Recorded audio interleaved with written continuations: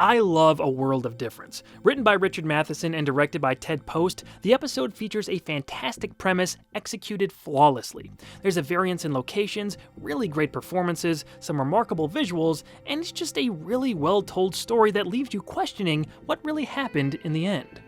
Arthur Curtis is a businessman about to take a long postponed vacation with his wife. On his last day at work, he interacts with his secretary before going into his office to discover his phone is not working. In the background, he hears someone yell "cut," and we see one of the walls is now missing to reveal a film crew. These people think Arthur Curtis is actually Jerry Reagan, an alcoholic star actor whose career is in freefall. He's speechless to see he's in the middle of a soundstage and that Arthur Curtis is just a character Reagan is playing in his latest movie. Trying to escape, he runs into Reagan's wife Nora. They're in the middle of a bitter divorce, and she's demanding Jerry sign off on the money she's to receive. He takes her car with Nora inside and tries to find his home, but can't. It doesn't exist. In fact, his wife, daughter, place of work, everything seems to not be real. But they are written into the script of the movie Jerry's been acting in. With more and more terrible details about Reagan's life uncovered at every turn, Arthur becomes even more confused as everyone around tries to convince him that he's living a delusion. Let's talk about Howard Duff's performance as Arthur Curtis before we get into anything else. The layers of emotion that character goes through would be a lot for any actor to handle, but Duff pulls it off effortlessly. There was never a moment where I didn't buy his performance. His delivery is great, but I think he especially shines in his non-verbal acting. He has this naturally confused expression that makes him look like a lost little kid. It's all in the eyes and eyebrows. It's very subtle at times, but that really enhances his work as the character. As time passes, he gets increasingly frustrated with this bizarre situation. The pressure of Jerry Reagan's life weighs heavy on Arthur Curtis, but when he keeps finding out detail by detail that his world is seemingly not real, it leads to several breakdowns. I'd like to have the telephone number of the Davis Morton Company. Of course there is! I worked there! I've worked there for the last 7 years! Marion Curtis, 33. Can manage a house and family and still have ample... Stop it! David White plays Jerry's agent, Brinkley, with a convincing amount of sympathy. His role wasn't huge in this episode, but his presence definitely improved it.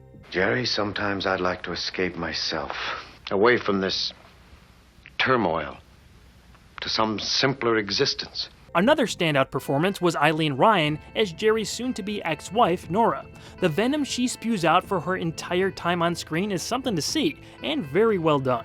G-E-R-A-L-D-R-A-I-G-A-N! That's not my name! She's really easy to buy into as this character. Ryan is also the mother of Sean Penn, and after I found that out, the resemblance is assuredly noticeable. Another quick familial fact, Howard Duff was married to Ida Lupino, the star and director of 2 Twilight Zone episodes herself. Big credit goes to director Ted Post and cinematographer Harkness Smith for setting up and executing some beautiful shots. Apparently, there were some behind-the-scenes issues with regular cinematographer George T. Clemens and Post. They had worked together before, and Clemens didn't want to do so again on Twilight Zone, despite Serling wanting Post to direct a few episodes. Eventually, Clemens went on vacation and Post was brought in for this installment. He also directed 3 other episodes later in the series. But as for A World of Difference, foreground, background, and dramatic lighting elements make this my favorite shot of the whole episode. Ventnor.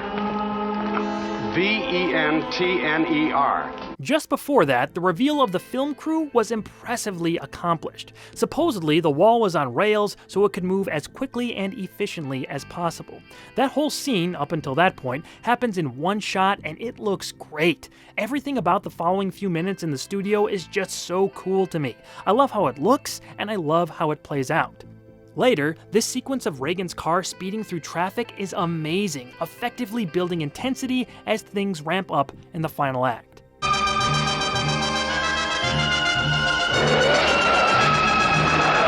Special shout out to Van Cleve for a badass, heart-pumping, and really weird soundtrack. The music is exceptionally strong in this episode.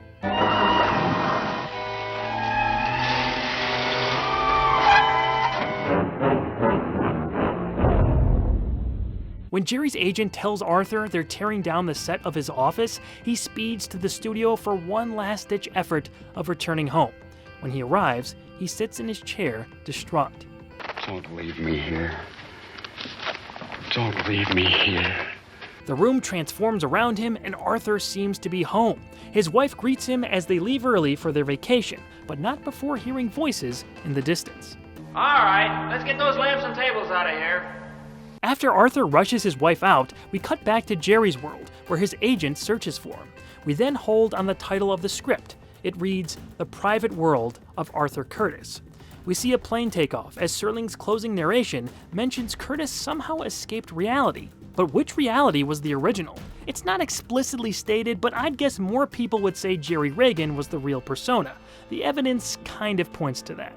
Remember my favorite looking scene? Well, it also holds a possible clue about what might be real and what might not be. Don't listen, it's my own home. I'm Arthur Curtis. I can't seem to remember it at the moment, will you? He can't remember his own phone number. That also matches up with what his agent says later at Jerry's home. The only information you have about Arthur Curtis is written in this script. But earlier, right before Curtis discovers he's on a film set, he seems to know someone's number just prior to discovering the phone's not working. Very tricky indeed. I love those little details. As for my official take on the matter, I think Curtis is the real persona. He mentions in the first scene he hasn't taken a vacation in years. This could be some kind of fantasy his mind conjured up by overworking for so long.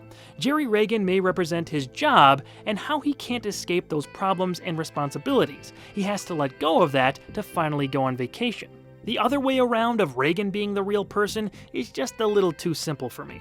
An actor whose personal and professional life is falling apart retreats to a fantasy world created by a role he plays. There he has a loving wife and daughter and a more stress-free home life. The director seemed to think of it as a man with schizophrenia who doesn't know what's real, which would lean more toward Reagan being the true personality, but what do you think? Reagan or Curtis? Who's real? Who's fantasy? Or is it a case of parallel worlds crossing over? I want to hear your theories. Leave a comment below or send me your opinion on Twitter. I look forward to the discussion. A World of Difference is an overlooked and underappreciated episode, but it shouldn't be that way. If you check it out, I think you'll agree. Richard Matheson gave us an excellent little piece of work to talk about in or out of the Twilight Zone.